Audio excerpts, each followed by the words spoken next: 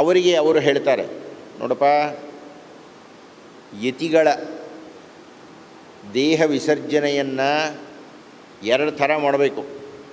ಈ ಅಧಿಷ್ಠಾನ ಕಟ್ಟೋದು ಅದೆಲ್ಲ ಅಲ್ಲ. ಒಂದು, ನದಿಯಲ್ಲಿ ಬಿಡಬೇಕು, ಕಾಲಿಗೆ ಮಡಕೆಗಳನ್ನು ಕಟ್ಟಿ ಬಿಟ್ಬಿಡಬೇಕು, ಇಲ್ಲ ಅರಣ್ಯದಲ್ಲಿ ಎಸಿಬೇಕು. ಇದು 2 ಥರ ಇರೋದು ಕಣಯ್ಯ ಅಂತೆಲ್ಲ ಹೇಳಿರ್ತಾರೆ. ಶ್ರೀ ಶ್ರೀ ಚಂದ್ರಶೇಖರ ಭಾರತಿ ಮಹಾಸ್ವಾಮಿಗಳು ಭವಿಷ್ಯವನ್ನು ಬಲ್ಲವರಾಗಿದ್ದರು. ಅವ್ರ ವಿಷಯ ನನಗೆ ತುಂಬ ಹತ್ತಿರದಲ್ಲಿ ಗೊತ್ತಿದೆ. ಅದಕ್ಕೆ ಬೇರೆ ಕಾರಣ, ಅದು ವೈಯಕ್ತಿಕ, ಅದಿರಲಿ. ಆ ರಾಮ್ ಭಟ್ರಿಗೆ ಹೇಳಿದ್ರವರು, ಯತಿಯ ದೇಹ ವಿಸರ್ಜನೆ ಹೇಗೆ ಆಗಬೇಕು ಅಂತ ಎಂದೂ ಇಲ್ಲದೇ ಇದ್ದು ಅವರೆಲ್ಲ ನಾಳೆ ಆಗೋದು ಇವತ್ತು ಹೇಳ್ತಾ ಇದ್ದರು. ಮಾರನೇ ದಿವಸ ತುಂಗೆ ತುಂಬಿ ಹರಿತಾ ಇದ್ದಾಳೆ, ಉಗ್ರವಾಗಿದ್ದಾಳೆ. ಬೆಳಗ್ಗೆ ಸ್ನಾನಕ್ಕೆ ಹೋದರು. ಅವರ ಅಂತೆವಾಸಿ ಬಂದು ಹೇಳಿದರು ಅವರಿಗೆ, ಗುರುಗಳೇ, ಇವತ್ತು ನದಿ ಸ್ನಾನ ಬೇಡ, ನೀರು ಕಾಸಿದ್ದೀನಿ, ಇಲ್ಲೇ ದಯವಿಟ್ಟು ಬಚ್ಚಲಲ್ಲೇ ಸ್ನಾನ ಆಗಲ್ಲ, ನಾವು ನದಿ ಸ್ನಾನವೇ ಮಾಡಬೇಕು ಅಂದರು.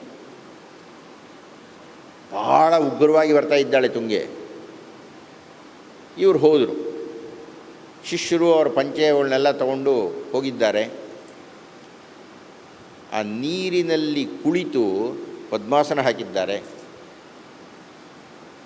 ಕುಂಭಕ ಮಾಡಿದ್ದಾರೆ, ಅಂದರೆ ಗಾಳಿಯನ್ನು ಒಳಗೆ ಸೇರಿಸಿದ್ದಾರೆ. ದೊಡ್ಡದೊಂದು ಅಲೆ ಬಂತು, ಹೊಡ್ಕೊಂಡು ಬಿಡ್ತು.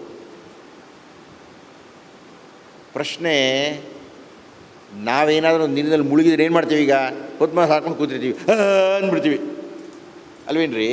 ಪದ್ಮಾಸನ ಬಿಚ್ಚೋಗುತ್ತೆ, ಕಹಿ ಬಿಚ್ಚೋಗುತ್ತೆ, ಒಳಗೆ ಹೋಗ್ಬಿಡುತ್ತೆ ನೀರು, ಸತ್ತೋಗ್ಬಿಡ್ತೀವಿ. ಶ್ರೀ ಶ್ರೀ ಚಂದ್ರಶೇಖರ ಭಾರತಿ ಮಹಾಸ್ವಾಮಿಗಳ ದೇಹವನ್ನು ತುಂಗೆ ಎಳ್ಕೊಂಡು ಹೋಗ್ಬಿಟ್ರು. ಆಮೇಲೆ ಯಾರೋ ಒಂದಿಬ್ಬರು ನುಗ್ಗಿದ್ರು, ಕೆಳಗೆ ಬಿದ್ದರು, ನೀರಿನಲ್ಲಿ ಈಜ್ಕೊಂಡು ಹೋದರು, ಅವ್ರನ್ನ ಎಳ್ಕೊಂಡು ಬಂದರು. ದಯವಿಟ್ಟು ಗಮನಿಸಿ, ಎಳೆದುಕೊಂಡು ಬಂದಾಗಲೂ ಪದ್ಮಾಸನ ಇದೆ, ಹಾಗೇನೆ ಹೋಗಿಬಿಟ್ಟಿದ್ದಾರೆ. ಯಾರ್ಯಾರೋ ಹೇಳಿದರು, ಒದ್ದಾಡಿದರು, ಅವನು ಕೂಡಿಸಿ ಹೀಗೆ ಬೀಳ್ತಾ, ದೇಹ ಬಿದ್ದೋಗ್ತಾ ಇದೆ, ಪದ್ಮಾಸನ ಬಿಚ್ಚಿಲ್ಲ. ಯಾರಿಗೋ ಅವರ ತೃಪ್ತಿ ಆಗಬೇಕು ಅಂತ ವೈದ್ಯರನ್ನು ಕರ್ಕೊಂಡು ಬಂದರು. ವೈದ್ಯರು ಹೇಳಿದರು, ಇಲ್ಲ, ಹೋಗಿಬಿಟ್ಟಿದ್ದಾರೆ ಅಂತ. ಆದರೆ ಬಹಳ ದೊಡ್ಡ ಪ್ರಶ್ನೆ ಇದ್ದಿದ್ದು, ದೇಹದ ಒಳಕ್ಕೆ ನೀರೇ ಹೋಗಿಲ್ಲ, ಕುಂಭಕದಲ್ಲಿದ್ದವರು ಹಾಗೇ ಇದ್ದಾರೆ. ಆನಂತರ ಸನ್ಯಾಸಿಗಳು ಹೋದರೆ ಹೇಗಯ್ಯ ಹೋಗಬೇಕು ಅಂದರೆ, ಅದಕ್ಕೆ ಒಂದು ಶಾಸ್ತ್ರೀಯ ವಿಧಾನ ಇದೆ. ಪ್ರಾಣ ಹೋಗಬೇಕಾಗಿದ್ದರೆ ಹೇಗೆ ಹೋಗಬೇಕು? ಅದಕ್ಕೆ ಶಾಸ್ತ್ರ ಏನಪ್ಪ ಹೇಳುತ್ತೆ ಅಂದರೆ, ಅವರು ನಿಜವಾದ ಯೋಗಿಯಾಗಿದ್ದರೆ 11ನೆಯ ರಂಧ್ರದ ಮೂಲಕ ಹೋಗಬೇಕು. 11ನೆಯ ರಂಧ್ರದ ಮೂಲಕ ಹೋಗಬೇಕು ಅಂದರೆ ಅರ್ಥ ಏನು? ಯಾವ ರಂಧ್ರದ ಮೂಲಕ, ಭಾಳ ಗಮನ ಇಟ್ಟು ಕೇಳಬೇಕು ಇದನ್ನು. ನಿಮಗೆ ವಿಷ್ಣು ಅಂದರೆ ಅರ್ಥ ಗೊತ್ತಾ? ವಿಷ್ಣು ಅಂದರೆ ಅರ್ಥ ಗೊತ್ತೇನ್ರಿ? ಹ್ಞೂ ಅಂತಲಾದರೂ ಹೇಳಿ, ಇಲ್ಲ ಅಂತಲಾದರೂ ಹೇಳಿ. ಏನಮ್ಮ ವಿಷ್ಣು ಅಂದರೆ ಅರ್ಥ ಏನು?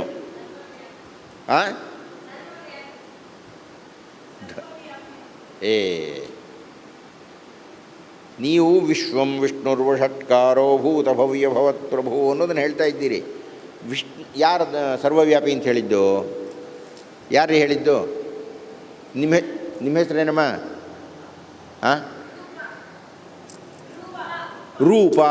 ರೂಪನಾ? ಏನಮ್ಮ ಅರ್ಥ? ರೂಪ ಅಂದರೆ ಅರ್ಥ ಏನು? ಆಕಾರ. ಅದು ಸ್ವರೂಪ ಅಂತ ಅಂದ್ಕೊಳ್ತೀವಿ ನಾವೆಲ್ಲರೂ. ಅಂದರೆ ನಿಮ್ಮ ಹೆಸರಿನ ಅರ್ಥ ನಿಮ್ಮ ಹೆಸರಿನಲ್ಲಿ ನಿಂತ್ಕೊಂಡಿದೆ. ನಾನು ಕೇಳ್ತಿರೋದು ವಿಷ್ಣು ಅಂದರೆ ಅರ್ಥ ಏನು? ಅದರೊಳಗೆ ಹೆಸರಿನಲ್ಲಿ ಅರ್ಥ ಇರಬೇಕು. ವಿಷ್ಣು ಅಂದರೆ ಅರ್ಥ, ವಿಷ್ಣುವನ್ನು ಕೇಳಿದರೆ ಏನಪ್ಪ ಅರ್ಥ ಏನಪ್ಪ ಅಂದರೆ ವಿಶತಿ ಇತಿ ವಿಷ್ಣು ಅಂತ. ವಿಶತಿ ಅಂದರೆ ಪ್ರವೇಶ ಮಾಡುವುದು ಅಂತ.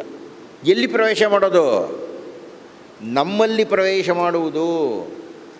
ಹೀಗಾಗಿಯೇ ಮಾಧ್ವ ಸಿದ್ಧಾಂತದಲ್ಲಿ ಜೀವಾತ್ಮ ಅಂತ ಕರೀತಾರೆ ಅದನ್ನು. ಪರಮಾತ್ಮ ಅಲ್ಲಿ, ಇಲ್ಲಿ ಜೀವಾತ್ಮ ಇದ್ದಾನೆ. ಯಾರಿಗೆ ಜೀವಾತ್ಮ ಅಂದರೆ ವಿಷ್ಣುವೇ. ವಿಶತಿ ಇತಿ ವಿಷ್ಣು. ಹೇಗೆ ಬಂದಾತ, ಹೇಗೆ ಪ್ರವೇಶ ಮಾಡಿದ ದೇಹದಲ್ಲಿ ಅಂದರೆ ಈ 11ನೆಯ ರಂಧ್ರದ ಮೂಲಕ ಪ್ರವೇಶ ಮಾಡ್ತಾನೆ. ಐತರೇಯ ಉಪನಿಷತ್ತಿನಲ್ಲಿ ಯದೇತದ್ ಹೃದಯಂ ಮನಸಶ್ಚ ಏತತ್ ಸೌಜ್ಞಾನಂ ವಿಜ್ಞಾನಂ ಆಜ್ಞಾನಂ ಪ್ರಜ್ಞಾನಂ ಮೇಧಾ ದೃಷ್ಟಿ ಧೃತಿ ಮತಿ ಮನೀಷಿ ಜ್ಯೂತಿ ಸ್ಮೃತಿ ಸಂಕಲ್ಪ ಕಾಮವಶಃ ಏತಾನಿ ಸರ್ವಾಣಿ ಏವ ಪ್ರಜ್ಞಾನಸ್ಯ ನಾಮಧೇಯಾನಿ ಭವಂತಿ ಅಂತ ಆ ಋಷಿ ಮುಕ್ತಾಯ ಮಾಡ್ತಾನೆ. ಆತ್ಮೀಯರೇ, ಓಡ್ತಾ ಇದ್ದೀನಿ ಗೊತ್ತು ನನಗೆ, ಈ 11ನೆಯ ರಂಧ್ರದಿಂದ ಬರುತ್ತಲ್ಲ ದೇಹದೊಳಕ್ಕೆ, ಅದು 11ನೇ ರಂಧ್ರ ಮೂಲಕ ವಾಪಸ್ ಹೋಗಬೇಕು. ಅದಕ್ಕೆ ಈ ರಂಧ್ರವನ್ನು 11ನೆಯ ರಂಧ್ರವನ್ನು ಬ್ರಹ್ಮರಂಧ್ರ ಅಂತ ಕರೆದರು.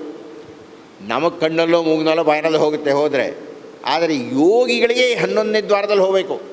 ಶ್ರೀ ಶ್ರೀ ಚಂದ್ರಶೇಖರ ಭಾರತಿ ಮಹಾಸ್ವಾಮಿಗಳು ಹೋದಾಗ, ಸಾಮಾನ್ಯವಾಗಿ ಎಲ್ಲ ಸನ್ಯಾಸಿಗಳು ಹೋದಾಗ ಏನು ಮಾಡ್ತಾರೆ ಅಂದರೆ, ತೆಂಗಿನಕಾಯಿಗಳು ತಗೊಂಡು ಒಂದು ಸರತಿ ಸಾಲಲ್ಲಿ ನಿಂತ್ಕೊಳ್ತಾರೆ, ಫಟ್ ಅಂತ ಹೊಡಿತಾರೆ. ಈ ಮೂಳೆ ಹೊಡೆಯೋದು ಭಾಳ ಕಷ್ಟ, ಇದು ಭಾಳ ದೃಢವಾಗಿದೆ. ಇದು ಸುಮಾರು ಒಂದು 60-70 ಜನ ನಿಂತಿರ್ತಾರೆ. ತೆಂಗಿನಕಾಯಿ, ಹಸಿ ತೆಂಗಿನಕಾಯಿ ತಗೊಂಡು ಹೊಡೆಯೋದು, ಒಬ್ಬರಾದ್ಮೇಲೆ ಒಬ್ಬರು. ಯಾಕೆಂದ್ರೆ ಹೊಡೆಯೋದು ಭಾಳ ಕಷ್ಟ ಇದು. ಆದರೆ ಆಶ್ಚರ್ಯ ಏನು ಅಂದರೆ, ಶ್ರೀ ಶ್ರೀ ಚಂದ್ರಶೇಖರ ಭಾರತಿ ಮಹಾಸ್ವಾಮಿಗಳ ಪಟ್ಟಿ ಎಲ್ಲ ಒಂದು ನಿಂತ್ಕೊಂಡ್ಬಿಟ್ರೆ ಒಂದು 100 ಜನ ಸ್ವಾಮಿಗಳ ತಲೆ ಹೊಡೆಯೋಣ ಅಂತಂತ, ಮೊದಲನೇ ಮನುಷ್ಯ ಒಂದು ತಲೆ ಹೊಡಿತಾ ಇದ್ದಾಗೆ ತೆಕ್ಕೊಂಡ್ಬಿಡ್ತು. ಮೊದಲೇ ಹೋಗ್ಬಿಟ್ಟಿತ್ತದು. ಶ್ರೀ ಶ್ರೀ ಚಂದ್ರಶೇಖರ ಭಾರತಿ ಮಹಾಸ್ವಾಮಿಗಳ ಚೈತನ್ಯ, ಜೀವ, ಆ ಪರಮಾತ್ಮ ಶಕ್ತಿ, ಆ ಬ್ರಹ್ಮನ್ನನ್ನುವುದು ಏನು ಪ್ರವೇಶ ಮಾಡಿತ್ತೋ 11ನೆಯ ದ್ವಾರದ ಮೂಲಕ ಹೋಗಿಬಿಟ್ಟಿತ್ತು. ನಮಗೆಲ್ಲ ಹೋಗಲ್ಲ, ನಮ್ಮ ಕಣ್ಣಲ್ಲೋ ಮೂಗಿನಲ್ಲೋ ಹೋಗುತ್ತೆ ಅಷ್ಟೇ. ಅಂದರೆ ಅದು 11ನೆಯ ದ್ವಾರ ಅಂತ ಶ್ರೀಕೃಷ್ಣ ಹೇಳ್ತಾ ಇದ್ದೇನೆ, ಗಮನ ಇಟ್ಟು ಕೇಳಿ. ಜೀವಭೂತಾಂ ಮಹಾಬಾಹೋ, ಅಯ್ಯ ಅರ್ಜುನ, ಈ ಪರಾಪ್ರಕೃತಿ ಅಂತ ನಾನು ಹೇಳ್ತಾ ಇದ್ದೀನಲ್ಲ, ಆ ಪರಾಪ್ರಕೃತಿ ಅಂದರೆ ಯಾವುದಪ್ಪ ಅಂದರೆ ಜೀವಭೂತಾಂ ಮಹಾಬಾಹೋ. 8 ಪ್ರಕೃತಿಗಳನ್ನು ನಾವು ನೋಡಿದ್ದೇವೆ, ಅವೆಲ್ಲ ಅಪರಾಪ್ರಕೃತಿ. ಪರಾಪ್ರಕೃತಿ ಅಂದರೆ ಜೀವ ಅನ್ನತಕ್ಕಂಥದ್ದು ನಮ್ಮಲ್ಲಿ ಪ್ರವೇಶ ಆಗತಕ್ಕಂಥದ್ದು. ಆ ಜೀವ ಅನ್ನತಕ್ಕಂತಹ ಪರಾಪ್ರಕೃತಿಯನ್ನು ಯಾರು ತಿಳಿದುಕೊಳ್ಳುತ್ತಾರೆಯೋ ಅವನು ವಿಜ್ಞಾನಿ. ಜ್ಞಾನಂ ವಿಜ್ಞಾನ ಸಹಿತಂ. ಈ ವಿಜ್ಞಾನವನ್ನು, ಆ ಪರಾಪ್ರಕೃತಿಯನ್ನು ಕುರಿತು ನಾನು ಸ್ವಲ್ಪ ಮಾತಾಡ್ತೀನಿ ಕಡಪ, ಸಾವಧಾನವಾಗಿ ಕೇಳು ಅಂತ ಅರ್ಜುನನಿಗೆ ಕೃಷ್ಣ ಹೇಳಿದ್ದಾನೆ. ಇಲ್ಲಿಯ ತನಕ ಅರ್ಜುನ ಕೇಳಿದಂತಹ ಪ್ರಶ್ನೆಗೆ ಉತ್ತರವನ್ನು ಕೊಡ್ತಾ ಇದ್ದಂತಹ ಕೃಷ್ಣ ಬಗೆ ಬಗೆಯ ಯೋಗಗಳನ್ನು ವರ್ಣನೆ ಮಾಡಿದಾಗ, ತದೇಕಂ ವದ ನಿಶ್ಚಿತ್ಯ, ಯಾವ್ದಾದ್ರು ಒಂದು ಹೇಳಪ್ಪ, ಇಷ್ಟೊಂದು ಹೇಳ್ತಾ ಇದೆಯಾ, ಅಷ್ಟು ಅರ್ಥ ಆಗ್ತಾಯಿಲ್ಲ ನನಗೆ ಅಂತ ಹೇಳಿ 6ನೇ ಅಧ್ಯಾಯದ ಕೊನೆಯಲ್ಲಿ ಚಂಚಲಂ ಹಿ ಮನಃ ಕೃಷ್ಣ ಪ್ರಮಾಧೀ ಬಲವದೃಢಂ, ನನ್ನ ಮನಸ್ಸು ತುಂಬ ಚಂಚಲವಾಗಿ ಬಿಟ್ಟಿದೆ, ನೀನು ಹೇಳ್ತಾ ಇರೋದನ್ನು ನಿರ್ಣಯ ಮಾಡಲಿಕ್ಕೆ, ತಗೊಳ್ಳಿಕ್ಕೆ, ಗ್ರಹಿಸಲಿಕ್ಕೆ, ಅಧ್ಯಯನ ಮಾಡಲಿಕ್ಕೆ, ಅನುಷ್ಠಾನಕ್ಕೆ ತರಲಿಕ್ಕೆ ಆಗ್ತಾ ಇಲ್ಲ. ಏನು ಮಾಡೋದು? ಏನಾದರೂ ಒಂದು ಅತ್ಯಂತ ಖಚಿತವಾದ್ದು ಒಂದು ಸತ್ಯವನ್ನು ನನಗೆ ಹೇಳು ಅಂತ ಅರ್ಜುನ ಪ್ರಾರ್ಥನೆ ಮಾಡಿದಾಗ, ಅದರ ಜಾಡನ್ನು ಹಿಡಿದು ಕೃಷ್ಣ 7ನೆಯ ಅಧ್ಯಾಯವನ್ನು ಹೇಳಲಿಕ್ಕೆ ಹೊರಡ್ತಾನೆ. ಲೌಕಿಕ ಜ್ಞಾನದಲ್ಲಿ ವಿಜ್ಞಾನ ಅಂದರೆ ಬೇರೆ, ವಿಜ್ಞಾನ ಅಂದರೆ ವಿಶೇಷವಾದ ಜ್ಞಾನ. ಅದು ರಸಾಯನಶಾಸ್ತ್ರ ಆಗಿರಬಹುದು, ಭೌತಶಾಸ್ತ್ರ ಆಗಿರಬಹುದು, ಗಣಿತಶಾಸ್ತ್ರ ಆಗಿರಬಹುದು, ಗಣಕಶಾಸ್ತ್ರ ಆಗಿರಬಹುದು. ಇಂತಹ ವೈಜ್ಞಾನಿಕ ಕ್ಷೇತ್ರದ ವಿಷಯ ವಿಜ್ಞಾನ ಅಂದರೆ ಅದು ಲೌಕಿಕದ ಮಾತು. ಆದರೆ ಅಧ್ಯಾತ್ಮದಲ್ಲಿ, ಪಾರಲೌಕಿಕದಲ್ಲಿ ವಿಜ್ಞಾನ ಅಂದರೆ ಬೇರೆ.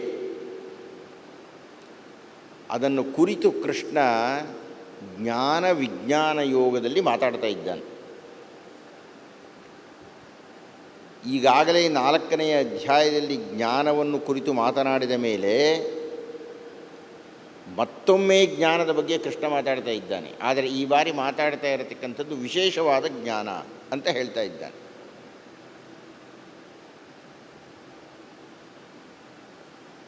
ಮತ್ತು ಒಂದು ಪ್ರಧಾನವಾದ ಪ್ರಮಾಣ ವಚನವನ್ನು ತಗೊಂಡಿದ್ದಾನೆ ಕೃಷ್ಣ. ಈ ಜ್ಞಾನವನ್ನು ಕೇಳಿದ ಮೇಲೆ ಇನ್ನೇನನ್ನೂ ತಿಳುಕೊಳ್ಳಬೇಕಾದ್ದೇ ಇಲ್ಲ.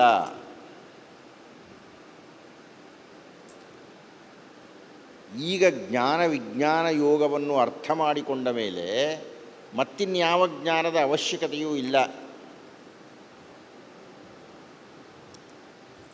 ಆದರೆ ಈ ಜ್ಞಾನವನ್ನು ತಿಳಿದುಕೊಳ್ಳಲಿಕ್ಕೆ ಜನಗಳು ಬಹಳ ಕಡಿಮೆ. ಕೃಷ್ಣ ತನ್ನ ಕಾಲಕ್ಕೆ ಹೇಳ್ತಾ ಇದ್ದಾನೆ, ತಾನು ಮಾತಾಡ್ತಾ ಇರತಕ್ಕಂಥ ಜ್ಞಾನ ವಿಜ್ಞಾನ ಯೋಗವನ್ನು ಅಧ್ಯಯನ ಮಾಡಲಿಕ್ಕೆ ಮನುಷ್ಯಾಣಾಂ ಸಹಸ್ರೇಷು ಕಶ್ಚಿದ್ ಯತತಿ ಸಿದ್ಧಯ. ಸಿದ್ಧರಾಗಿ ಇದನ್ನು ಅಧ್ಯಯನ ಮಾಡಲಿಕ್ಕೆ ಬರತಕ್ಕಂಥವ್ರು 1000 ಜನದಲ್ಲಿ ಯಾರೋ ಕೆಲವರು, 1000 ಮಂದಿಯಲ್ಲಿ ಯಾರೋ ಬಿಡಿ ಮಂದಿ ಒಂದಷ್ಟು ಜನ ಬರ್ತಾರಷ್ಟೇ ಇದನ್ನು ಅಧ್ಯಯನ ಮಾಡಲಿಕ್ಕೆ. ಹಾಗೆ ಬಂದ ಬಿಡಿ ಮಂದಿಯಲ್ಲಿಯೂ ಯತತಾಂ ಅಪಿ ಸಿದ್ಧಾನಾಂ ಕಶ್ಚಿನ್ ಮಾಂ ವೇತ್ತಿ ತತ್ವತಃ. ಯಾರೋ ಕೆಲವರು 1000 ಲಕ್ಷ ಜನದಲ್ಲೋ ಒಬ್ಬರು ಇಬ್ಬರು ನನ್ನನ್ನು ಅರ್ಥ ಮಾಡಿಕೊಳ್ಳಿಕ್ಕೆ ಪ್ರಯತ್ನ ಪಡ್ತಾರೆ. ಅದು ಏನು, ತಾತ್ವಿಕವಾಗಿ ಅರ್ಥ ಮಾಡಿಕೊಳ್ಳಿಕ್ಕೆ ಪ್ರಯತ್ನ ಪಡ್ತಾರೆ. ಮುಂದೆ ಅದೇ ಕೃಷ್ಣ ಹೇಳ್ತಾನೆ, ಎಲ್ಲವೂ ವಾಸುದೇವ ಅಂತ ಅರ್ಥ ಮಾಡಿಕೊಳ್ಳೋದಕ್ಕೆ ಬಹುಜನ್ಮನಾಂ ಗಂತೆ. ಹಲವಾರು ಜನ್ಮಗಳು ಕಳೆದ ಮೇಲೆ ಬಹೂನಾಂ ಜನ್ಮನಾಮಂತೆ ವಾಸುದೇವ ಸರ್ವಮಿತಿ ಸಮಹಾತ್ಮ ದುರ್ಲಭ. ಇದು ಬಹಳ ಅತ್ಯಂತ ರಹಸ್ಯವಾದ ಶ್ಲೋಕ. ಅದು ಬಹೂನಾಂ ಜನ್ಮನಾಂ ಅಂತೆ, ಅನೇಕಾನೇಕ ಜನ್ಮಗಳ ಅಧ್ಯಯನದ, ತಪಸ್ಸಿನ, ಯೋಗದ ಅಭ್ಯಾಸದ ಪರಿಣಾಮವಾಗಿ ಯಾವುದೋ ಒಂದು ಜನ್ಮದಲ್ಲಿ ವಾಸುದೇವ ಸರ್ವಮಿತಿ ಸ ಮಹಾತ್ಮ. ಕೃಷ್ಣನೇ ಹೇಳ್ತಾ ಇದ್ದಾನೆ, ಸ ಮಹಾತ್ಮ ಸುದುರ್ಲಭ. ಅಂಥವ್ರು ಸಿಗೋದು ಭಾಳ ಕಡಿಮೆನ್ರಿ, ಭಾಳ ಕಡಿಮೆ. ಎಂತಹವರು ಸಿಗುವುದು? ವಾಸುದೇವ ಸರ್ವಮಿತಿ. ಇದು ವಸು. ವಸು ಅಂದರೆ ಚಿನ್ನ. ಹೌದು, ಎಲ್ಲವೂ ವಸುವೇ, ಎಲ್ಲವೂ ವಾಸುದೇವನೇ ಅಂತ ತಿಳಿದುಕೊಳ್ಳುವ ಅರ್ಥ ಯಾರು ಮಾಡಿಕೊಂಡಿರುತ್ತಾರೆಯೋ ಆತ ಮಹಾತ್ಮ. ಕೃಷ್ಣ ಮಹಾತ್ಮ ಅನ್ನೋದಕ್ಕೆ ನಿರ್ಣಯ ಕೊಟ್ಟ. ವಾಸುದೇವ ಸರ್ವಂ ಇತಿ. ಸರ್ವಂ ಸರ್ವವೂ, ಎಲ್ಲವೂ ವಾಸುದೇವನೇ ಅಂತ ಅರ್ಥ ಮಾಡಿಕೊಳ್ಳುವವರು ಮಹಾತ್ಮ. ಅಂತಹ ಮಹಾತ್ಮರು ಬಹಳ ದುರ್ಲಭ, ಸಿಗೋದೇ ಬಹಳ ಕಷ್ಟ.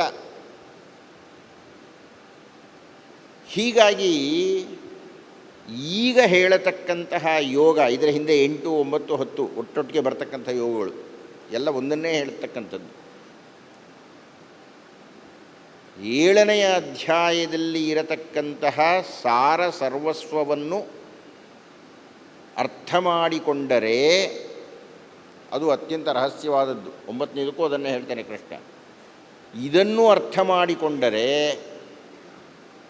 ಮನುಷ್ಯನಿಗೆ ಶಾಂತಿ ಎನ್ನುವುದು ಸಿಗುತ್ತೆ, ಸತ್ಯ ದರ್ಶನ ಆಗುತ್ತೆ. ಆದ್ದರಿಂದ ಕೃಷ್ಣ ಅರ್ಜುನನಿಗೆ ಹೇಳ್ತಕ್ಕಂಥದ್ದು ಗಮನ ಇಟ್ಟು ಕೇಳಿದನ್ನು ಅಂತ ಹೇಳಿ ಒಂದು ಕೀಲಕ ಶ್ಲೋಕಗಳೆರಡನ್ನು ಹೇಳ್ತಾನೆ.